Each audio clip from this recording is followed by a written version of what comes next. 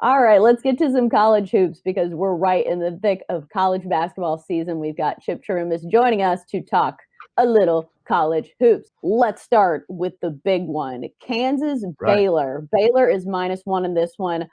Total is around 127. It's a big matchup in the Big 12. Also a big matchup to decide the number one seeds in the upcoming NCAA tournament. It's a bit of a revenge game for Kansas. They lost the last one against Baylor. Baylor, top team in the nation right now, but -1. What do you got on that line? And right now, 20% off. Use promo code XFL. But I think it's very shallow for the number one team in the nation at home. 23 straight wins, 24-1 on the season, and a spectacular 17-8 against the point spread for the year. That's 72% on that. You know, Chelsea, we talked about this being a big game, and it truly is among, say, the giants of this year's NCAA field. It is, we might say, for the Big 12 title during the regular season, but then again, these two may meet again in the Big 12 playoffs, and we're considering this game possibly as a springboard to a number one seeding. We're thinking of this game as a step toward the title in the Big 12, of course. You know, the first time they played, this Baylor team dominated Kansas. They really did. And Kansas, of course, reacted poorly the next time out against Kansas State.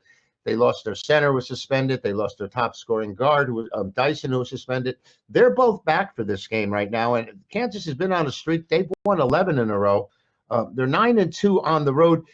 You know, Kansas, the Jayhawks, Chelsea have the number one defensive efficiency in the conference. Baylor is number 3. But Kansas does put the two best players in the conference on the court at the same time.